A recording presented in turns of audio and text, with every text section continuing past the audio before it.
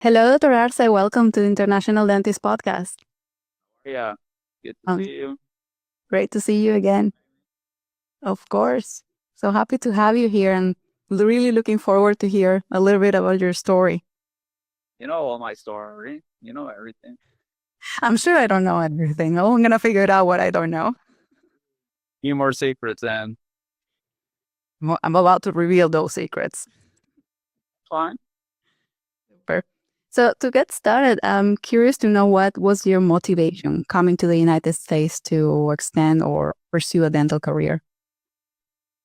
Yeah, definitely my motivation, as they said, like you cannot really get in life without the real help from other people. So definitely in my dental school, I had my mentors and teachers that lots of them they were trained in the US, and I saw them that they were doing things very differently, like with a very high precision, very detail oriented, very so I saw that they're working in a very different level. And very early in my career, yeah, I know that I wanted to become a prosthodontist, so I knew that the prosthodontics was going to be definitely my specialty. So definitely once I knew that, I got into obviously kind of getting into more kind of the prosthodontics faculty and all those people, and all of them, they really advised me the taking that specialty program to US. Definitely that was one of the best decisions that they were made. So that's something that really motivated me since the beginning. Also, the same as you, like we graduate from dental school pretty young, since we go from high school straight to dental school. So I think I graduated from dental school about 23 years old. So definitely, I mean, at that time, I felt like I was really too young. I still wanted to learn and keep growing. So definitely that's something that in my mind, I think I had that very clear since I would say like in the middle of my career. So that was something always in my dream. Once I finish, I could get into the specialty program in the US.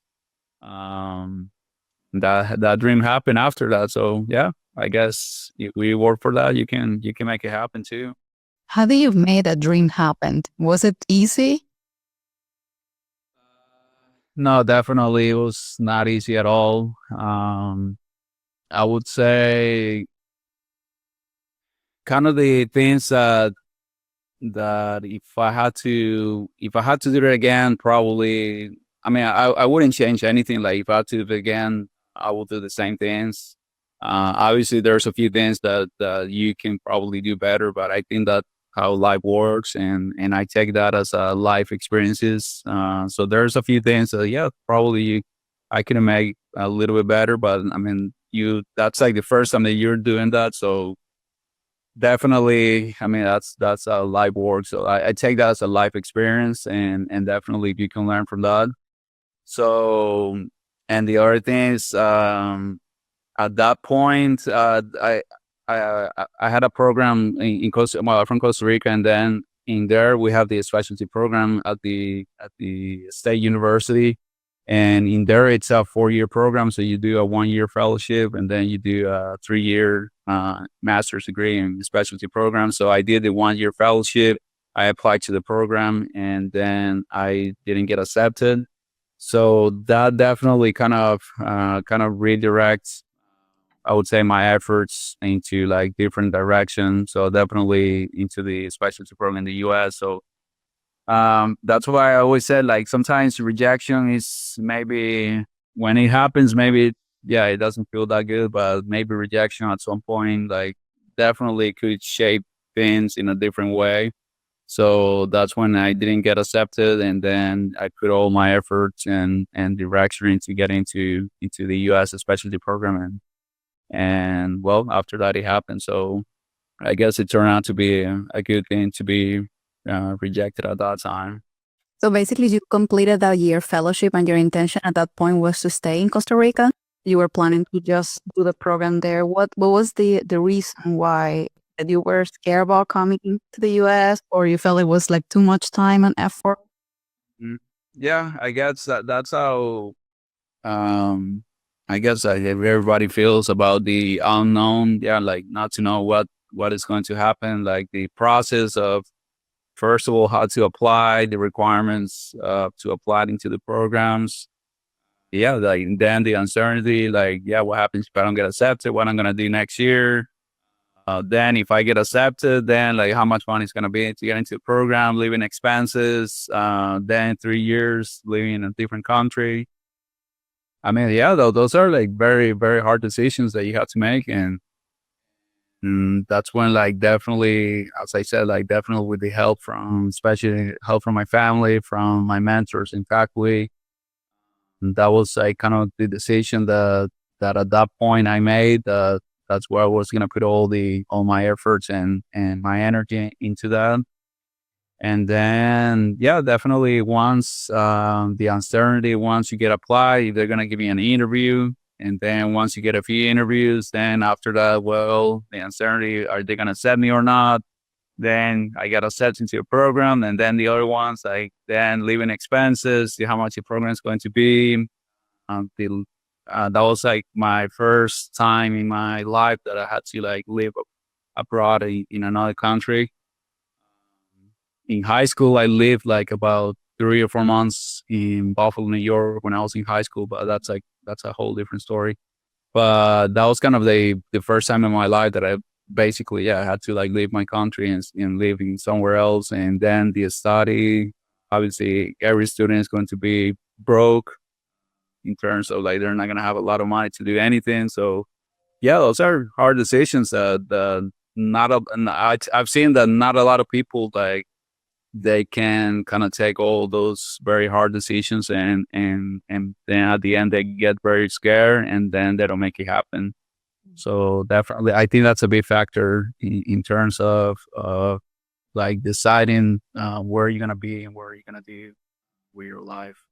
How did you manage at that point when you start like looking through programs? Because as you said, it's very confusing, especially the first time you start looking through websites. You're in a different country. You don't speak did you speak the language actually? Was English in your arsenal? Yeah, I did. So yeah, since I yeah in my high school I had a pretty strong English, and as I said, I lived like about 3 months in a exchange program in high school in Buffalo, New York, and then in Portland, Maine. So at least I had some experience in living in the U.S. And yeah, like the English, like in my country, it's pretty strong because like that's how the country is. But yeah, I now I'm seeing that definitely with some of my friends from other countries, I've seen that's another issue. They get scared very easily in the beginning because they're not used to speaking English and to manage everything in English. I've seen that they get scared very easily just in that very first step. If you don't have that first step of like obviously with the language, then yeah, the rest of the things are going to be very difficult. Yeah, once you applied, obviously you get the interviews. You have to speak everyone in English, your professors, the directors, all the emails, answering back and forth. I mean, I would say that's the basic thing that if you're interested in doing it, I think that's the very basic thing that you should feel very, very secure. Yeah, it could be a paralyzing feeling because, as you said, you're not able to communicate. If you cannot communicate, you can't even show who you are and what intentions you have. And the fear of being like misunderstood, because many times when things get lost in translation, you could like speak a little bit of English and defend, but I think at the end we all find a way of managing those fears. And if you go past through that, then you realize it's not as scary anymore. And it's not going to be perfect. Like we speak English, we find a way of communicating. We know our English is not perfect, but we manage and we find a way of communicating. Yeah, no, and that's the awesome part because I in the beginning I thought that I was like had to change. Um, well, that's why my English teachers used to say like try to change your accent into like more like kind of American accent. And then after a few years, I realized that I don't want to change my accent because I mean that's this is where I come from and I really don't want to lose that. So actually, my friends, probably you have the same, like friends from Greece and Thailand and all those countries. Like when I hear them speaking English, like in 5 seconds, I can recognize that they're from Greece or they're from Thailand because they keep that same accent and same. So like that's for me, that's awesome. So I will never change that. Yeah, I agree with you. I feel that's who you are and your identity, or at least a little bit part of your identity, because one of the things you have to face when you leave your country is that you have to start embracing a different culture, different value system, different everything. And you really feel, I don't know if you felt that same way. It's like that loss of identity. Like now you have to adapt into a place because you cannot come here and pretend you're going to live your own way, your own rules. You have to adapt into a system. So it feels, at least to me, the accent is one of those little things that I can keep that still makes me me. So yeah, I share that totally with you. But I'm curious then that once you face the fear of going online and then find, how do you navigate the system and knowing which universities to apply? Were your mentors that advise you? Yeah. So definitely, I mean, obviously, I knew like which universities they did the program. So like the closest one that I had, he did cross in Ohio State. So obviously, definitely, he told me like, please like apply to Ohio State. He recommended to the director. I had another one in Louisiana State in LSU.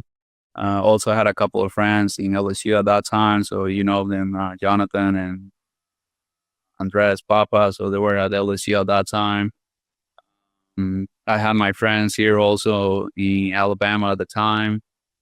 So also the kind of the friends that I had in some of the few schools where my mentors were, they did the programs. And and definitely, I mean, I think that's the reality for most of our people is once you start knowing what the tuition of those programs are per year, I kind of start scratching a few universities out of that list because obviously at that time I couldn't even afford like really high expenses in terms of the tuition of the program. So like definitely I know like the California ones are like insanely expensive. All the ones in New York, well, Boston. I mean, obviously that's a price to you. So definitely those are really expensive programs. So if money is not really a big deal, then probably definitely you have more options in terms of what you can apply. I've seen lots of the private ones. I've seen that they focus a little more on that part in the beginning. That if the applicant really is going to be able to afford like the tuition, living expenses, and all that. So that was kind of the criteria that I had at that time. So I think I mean, how many pros programs are in the country? I think it's like 30. What total? Yeah, probably 50 something, 57, I think. at that time. I think I end up only about six programs. So yeah, so definitely, yeah, all the research that you want to do with all the schools and definitely where you want to be as well. If that's something that you want to be in different areas of the country.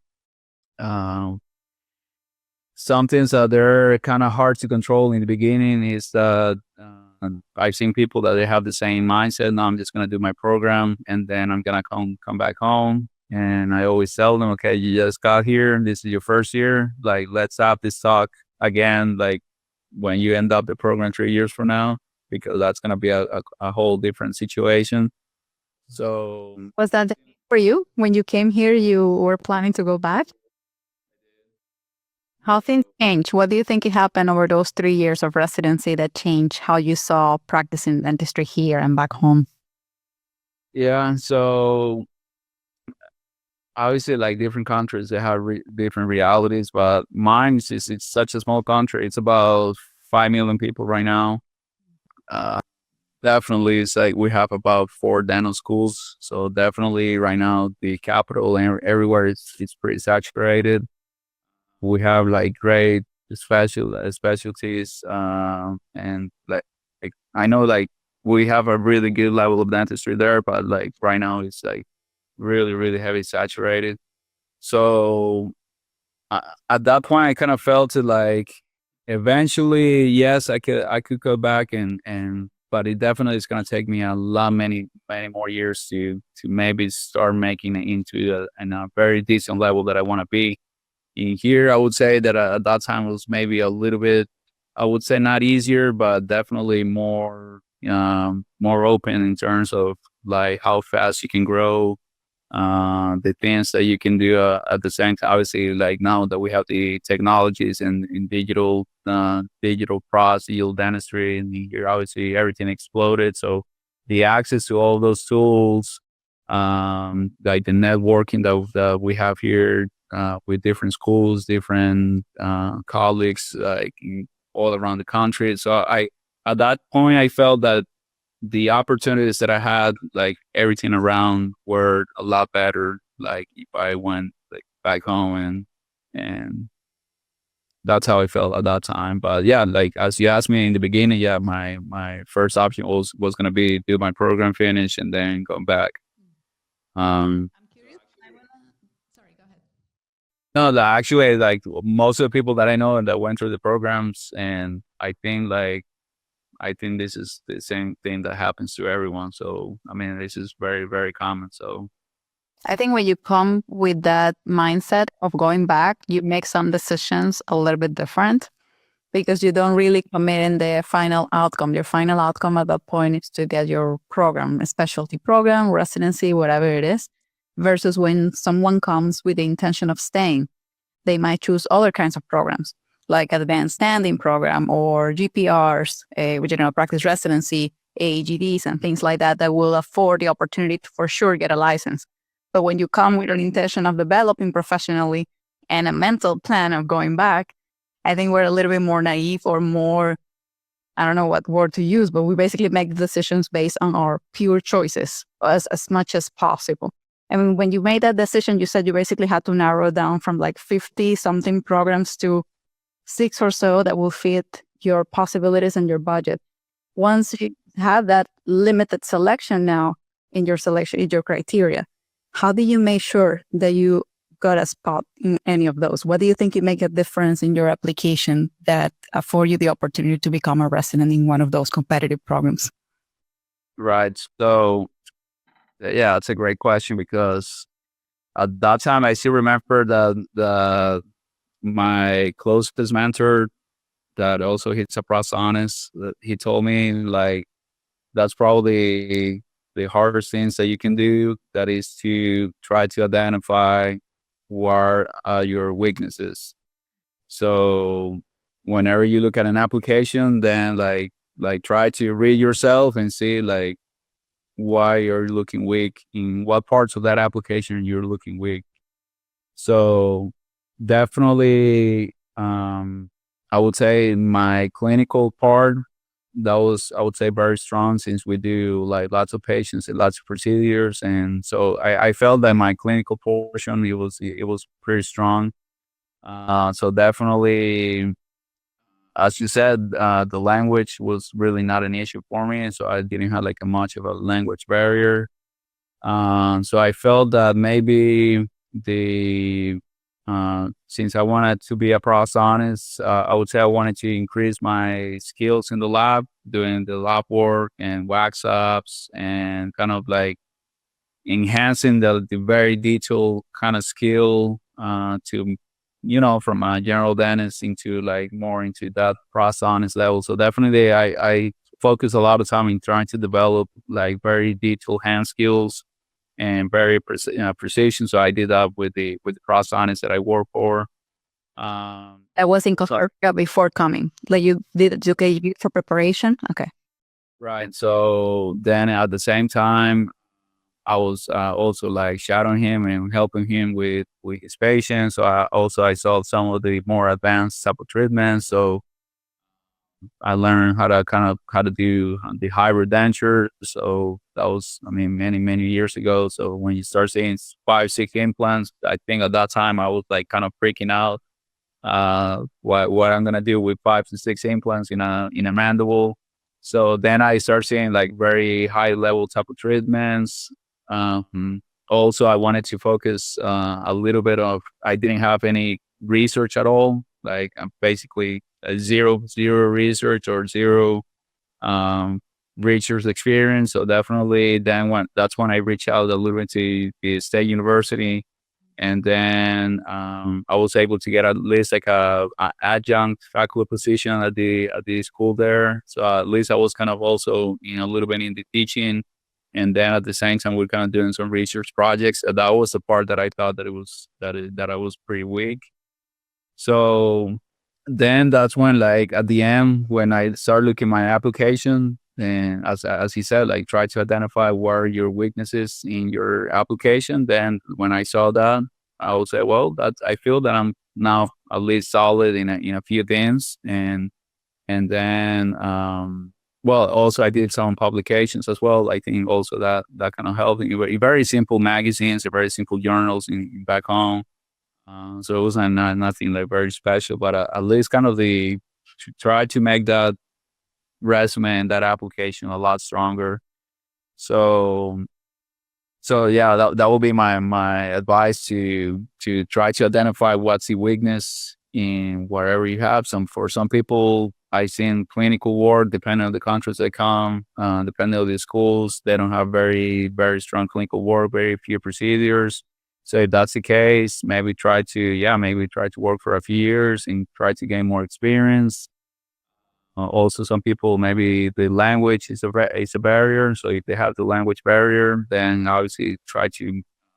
Lots of people, I mean, the same as you notice, lots of people, they just come here, maybe stay 1 year or two just to learn English and live the experience talking to people. Like, and that's the fastest way that you can learn a language. Um, so yeah, I mean, there's different situations for everyone, but I would say that would be my advice, to kind of recognize your weakness and then try to work and tackle that. That's a great advice, because I think during the preparation of an application, which is something that depending on the country you're from, at least I think more Latin aspect is that we don't prepare ahead with that much advanced here. I feel like in America, people really take advanced preparation like as part of a culture. Meaning with that any application you have to apply a year before you want to get in the program, which means that technically, I don't know if it was the same for you, it's 2 years before that you want to start a program that you start preparing the application, because it could take you a few months, it could take you about a year to even prepare for it. Was that your case? Yeah, I mean, like, now that I'm seeing that with my students, it's like, it's so incredible that they're basically in their second year, and they're already working things uh, to start, like, as I said, like, they're already doing things to make that application a little bit stronger. So they're already only in the second year of dental school. Like, in my second year of dental school, probably I was like 20 years old. So definitely doing applications and getting my resume stronger, that was obviously not one of my main focus. So, but yeah, I mean, you're right. Like, definitely the preparation that they have here, I would say, yeah, they have maybe. I've seen it. Yeah, they have lots of better advice than the one that I had at that time. So that also plays a role. Uh, so yeah, I mean, there's many different things, but definitely, yeah, the time for preparation. Some people, they get frustrated. I've been doing this for maybe 2 or 3 years already, preparing for applications and interviews. I don't get anything. So that's when, like, as I said, like, just try to identify what are the things that you see that they're not working out, and that's how you have to work on those. And eventually, that's what I always said, like, if there's a will, there's a way. Absolutely. And maybe what you said is true. Like, I start identifying, and if you cannot identify anything by yourself, maybe ask advice. I'm sure somebody will be willing to share a piece of advice on what do you think you can develop, because many times I feel that we don't know our strengths or weaknesses so well. We know our strengths very well. The weaknesses, we know some areas that are dark, but we don't even know how to even improve those or how to get there. So You don't want to talk about those. So nobody wants to. That's the dark side. So once you got accepted, what was that transition coming here to the US? What was your first cultural shock or the first encounter with the culture that you can remember? yeah, I wouldn't say, like, maybe culture shock maybe was a thing. I mean, as I said, like I already live here for a couple of times. My country is like very Americanized, so in very similar, we have like very similar things. So I didn't feel like culture was like a big shock to me, but I mean the same as moving to a new place, a new country, meeting new people, meeting new friends. First time living by yourself, do everything for yourself. Obviously, go to school, dealing with patients. And what I was saying about the accent, so people like in the first time they don't understand you very well. So definitely you have to start working on the communication skills and how to communicate with the patients. So it's like it could be overwhelmed, like all those amount of things at the same time. It could be very overwhelmed, like how you're going to start handling, uh, how to manage all that. So for me, like the cultural, it was maybe not such a big thing, but it was basically more kind of the combination of everything at the same time. So definitely, I've seen for a lot of people that could be very overwhelming. Yeah, a lot of new things all at once. And you talked about some challenges financially. How do you manage those financial challenges? Were you able to get any loan or scholarship? Um, at least I had like very lots of help from my family when I was in the program.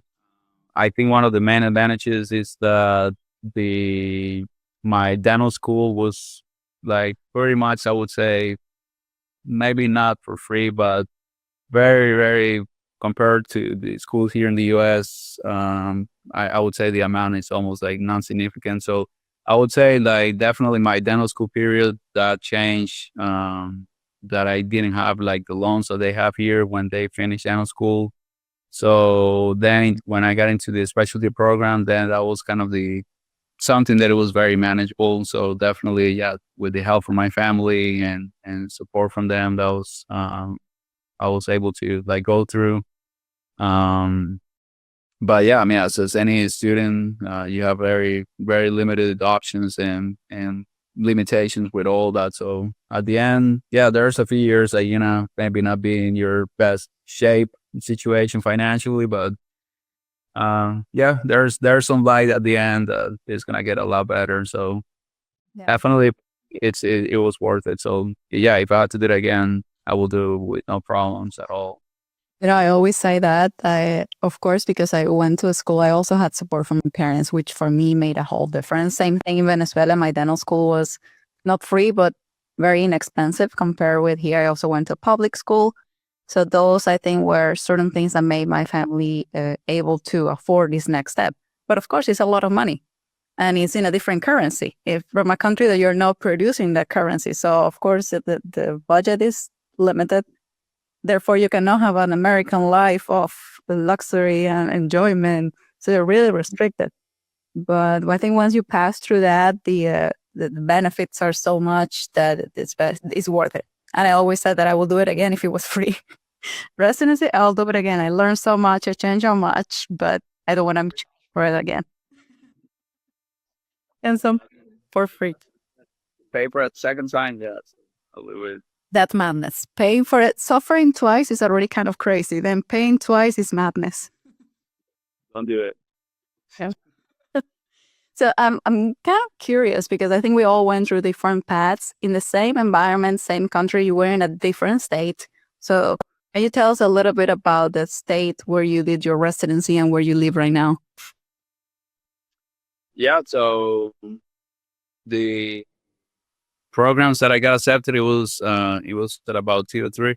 At the end, yeah, I ended up accepting into the University of Alabama. Mm.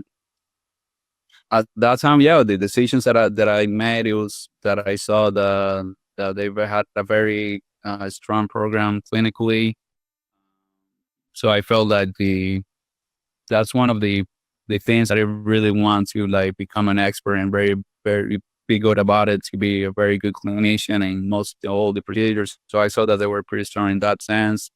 Um, for me, also the classmates were also like a big decision for me. I mean, you're gonna be with those people for about 3 years, every day for 3 years. And in the after hours, you're going to be in the lab doing lab work. So you're going to be those people maybe 16 hours a day for 3 years. So obviously you want to like get along with those people. So I saw that the group of people that were at that time that I felt very comfortable about. So that very play a role into that decision. Um, and then yeah, like the state, yeah, I mean it's a southern state. So yeah, there's maybe some adjustments in terms of like there's the difference of the southern culture with the Latin culture that we have. So maybe some adjustments in that area. So, but yeah, I would say that's definitely the things that you have to evaluate if you select a program or another, and if you're gonna be comfortable living in that part, maybe just for the program that you move somewhere else. Yeah, I mean, there's many decisions you have to make. Yeah. So for you, once you completed your program, and then I guess doing the safety net of a residency, you're put together with a group of people that you're all experiencing the same thing. So you're all away from home, from far close, but away from home, put together in an environment that you need to get along, or you better get along because it's a lot of hours. So these people become your family. But once you finish residency, right? So now you have to start facing, okay, what I'm going to be doing next. And you knew already you wanted to stay. What do you do after to ensure that you either find a job here or to get a license? What were those next steps for you? Yeah, so then that's when you start doing some research, or also if some other people that can help you with that. Um, as you said, like there's different paths that you can do in terms of if you just get your specialty program, then that will open maybe a possibility of licensure for a few states. Some other states, because of the laws of the states, if you do like an AGD program or a GPR, then a few other states will be able to get the licensure. So that kind of depends of the path that you're looking for. Also, in terms of from some other people, they want to just go straight to private practice. Some other people, yeah, they want to be focused maybe in academia and private practice at the same time.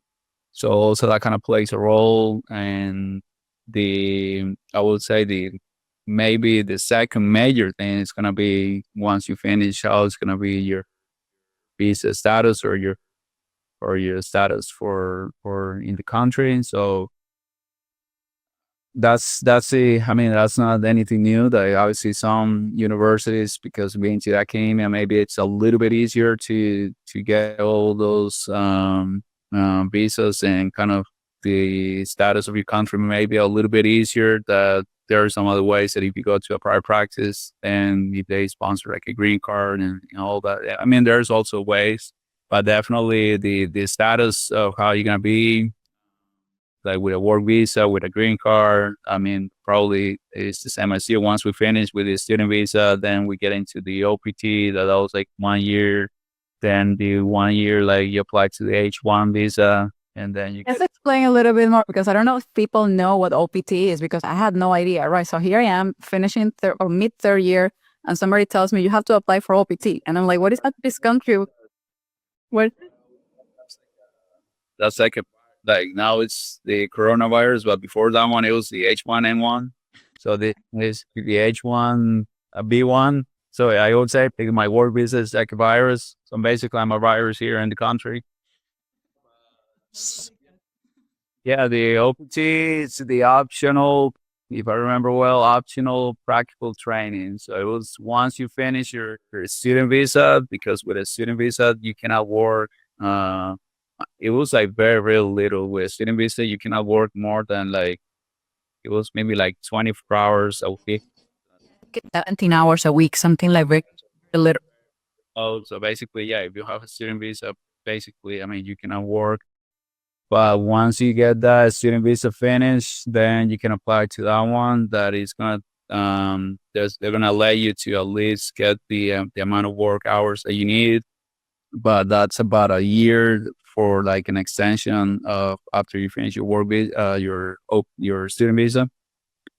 And then that's when, depends on what type of job you're gonna have and where you're going to be. Then either you have options to apply to a work visa.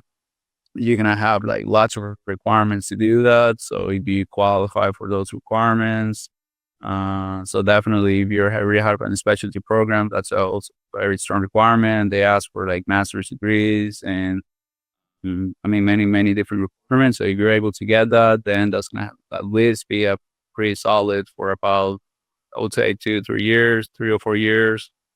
Some other people, they have the option to apply directly to a green card, depending on the job, and if they somebody also is sponsored with that green card. So I mean, there's different ways that you can go around, but that's like the different situations for everyone, different. So we have like similar, but I mean that's very different from everyone. I think that's very basic too. Is one of the things that when you make a decision to stay, you gotta realize you are not a citizen of the country, right? So you have to find a way. And there are definitely a different concerns. One is how I'm going to practice, but then very important how I'm going to stay here legally. And for us, as you mentioned, academia was a window, or is a window to find at least some work stability. We both like education as well, so we find a passion of that. So it's a perfect combination because we're able to do what we like and at the same time get a status which we could work in this country. And then from there, eventually migrate into different status. But even having a status, green card, a visa, whatever it is, it doesn't yet allows you the opportunity to practice dentistry in all states because what it was a residency. So we're still able to practice in some states and get licensed in some states, but not in all of them. So I'm curious. I don't know. In Alabama, are you able to practice outside the school? No, like that, you need to have a DMD program. Same in Massachusetts. Yeah, so same. Yeah, I was going to say like the other option is like there's also some schools that if you work as a faculty for a few years, you can get that DMD program, that DMD degree, and then you can take your licensure boards, and then basically, yeah, you can be licensed in every state. So that's another possibility. I know lots of people that go through that. So I mean, that's the reality of how the system works. And Are you able to practice, faculty practice, or inside the school? yeah, and the practice prices, yeah, I see patients like mostly every day. And then yeah, it's a pretty strong practice. So definitely, yeah, one of the main things that I want to do is also the clinical work. So that was one also my main decisions. If I was gonna be in some place that I cannot do my clinical work and do my area of expertise, then I was definitely not gonna choose that. So yeah, definitely. I mean, I love doing prosthodontics and dealing with patients and doing complex rehabs, implants, veneers, everything that I do, everything. You're also very active, like with social media and with learning and education. Can you tell us a little bit more about that? Yeah, so that happened like I mean, that's how probably things happen at the end, but that happened like with no plan at all. Just happened, I would say, organically and just like very natural. So yeah, I was lucky when I finished my program. At that time, it was maybe a year after I finished my program. We got Dr. Ed McLaren into the university. So he's a like worldwide known prosthodontist ceramist. And he opened the aesthetics program in combination with the ceramics program. So basically, they were training like a 2 year aesthetic fellowship, and then they were also doing a 2 year program for the master ceramics. So they were training ceramics to actually do like the actual ceramics, like veneers and very detailed ceramics. So I was able to see the both sides of very high aesthetic, very high end. Also the lab portion of doing the actual ceramics, and so I was pretty lucky that that happened at that time. So that ran maybe for 2 or 3 years, and then some issues with the school funding and all that. It's the same everywhere. So then those programs finished. So then the idea was always to kind of keep that program open here at the school, to have that aesthetic program, that aesthetic fellowship, and kind of keep everything rolling the same. So the social media thing, it happened like very kind of in the beginning. It was basically just kind of promoting, like, hey, please come here to the program, and we do this and this. And then we just kind of start posting like what cases we do every day, what type of like materials we're using. Like it was like a very basic. And that happened with the other dentists that I work here. One of them, Nate Lawson, that he's a PhD in biomaterials, and the other one is Augusto Robles. He's from Peru, and he did the restorative program in Michigan. So that was like and also the ceramics that we had here, that was Hernan Lazaro, that he's from Spain. So it was like a very unique combination, because one of them is like a PhD in biomaterials, the other one is restorative, the other one is a master ceramist, and me, I'm a prosthodontist. So it was like a very like unique combination of everything. So yeah, so definitely we started like posting some of the few materials and cases and all that, and then the account started growing. If anyone follows, is Dental Tube. And we're super happy that at some point, I think we had like about 700 followers, and we were like super happy. It's like, man, like that's awesome. That's it. Like that. Um, yeah, by now we're about 56,000 yesterday. Yeah. And or the shutdown, it was like, it was great, because I mean, you saw how that happened. Like once like everybody got in shutdown, like the Instagram exploded with dentistry. And then we start connecting with lots of people around the world. So during the shutdown, we did interviews with like Thomas Linkevicius, that the guy from the Zero Bond Loss Concepts book. We start having the guys from Brazil, like Neymar Satori, Victor Clavijo. And then we start like, even like the Dawson Academy, John Graham. We have many, many people, like lots of faculty from all the schools, like Tony Minito from South Carolina, uh, David Altman from Utah. So basically, yeah, somehow like during the shutdown, like the whole account, they start connecting with everyone around the world. And like, yeah, I mean, it's been amazing. Like such a very simple tool, but basically, yeah, we're connecting with everyone. So that's amazing. So now actually we have a new resident here that she's from Greece, and then she told me like, not like in Greece, this is like the biggest account in Instagram right now. I was mind blowing. Something, and Instagram is like number one in Greece right now. So It's amazing. awesome, yeah. Well, it's a result of a very unique thing. You said that you had these four people, including you, with all very different backgrounds that could complement each other very well. And also, you were there posting valuable information, because your account, DentalTube, is very useful. Like for any dentist and actually in any area of dentistry, from basic knowledge of tooth anatomy or like an enamel appearance to something very technical, the site is really useful. So I enjoy it a lot, and I'll invite everyone. I'll make sure I leave in the contact information in the description box all of the stats for those that don't know you, but probably they will know you already when they listen to this. But now looking back, Celin, with everything that you've been through, all of experiences that you have, and all of the learnings, mistakes made, etc., if you could give a piece of advice to the young you deciding to come to this country, or to someone who, like you, once had a dream, which advice would that be? So I would say definitely, ask the question to yourself, if the thing that you want to do, or either regardless of what specialty program you want to do, if that's something that you're very secure of doing that. And if you have really good amount of passion for that, because as we discussed, that's gonna take you like lots of energy, lots of good times, but also like very, very hard times, very bad times. So that's why you're gonna have to kind of decide if this is something that I really want to do. I have very good passion for this. Then I would say then you're in a pretty strong place and in a very pretty good solid position.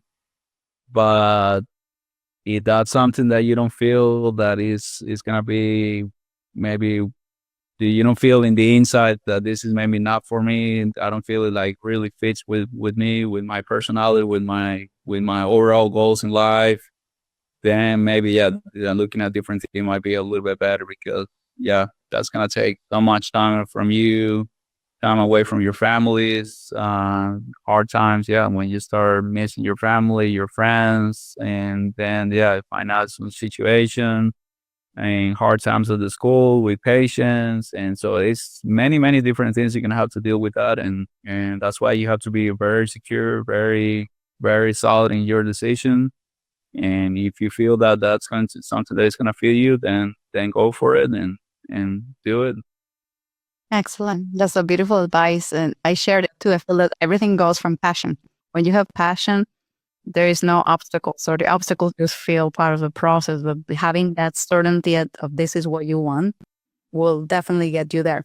And if not, there are other ways too. There are other alternatives for dentists that do other things outside dentistry in this country. And I know very successful people that have decided to do careers in business or things still correlated with dentistry, but not the practice of dentistry itself, which is great alternatives too. But I think being certain that this is what you want, it will take you a long way. Right. So and the other things that I've seen like over the years is like definitely now like I have like more than 10 years of doing dentistry right now. Yeah, definitely. I mean, dentistry it's a very hard profession. Like we get very tired, very lazy. We have to deal with lots of stress with patients, with staff, with assistants, with many different things at the same time. So definitely it's not a very easy profession. So that's when if you really want to do that and that's how you feel your passion and fulfillment of doing this, and definitely go for it. Absolutely. Well, thank you so much for sharing a little piece of your story with me. If people want to connect with you, what is the best way to reach out? Yeah, I would say Instagram and Facebook, either on Instagram, Celin Arce, or on Dental Tube. That's fine too, or by Facebook. So also if you my email, but we know that we're on Instagram every day, the whole day. So like that's the easiest one. I will make sure to leave the contact information in the description box. Thank you so much for your time, for your story.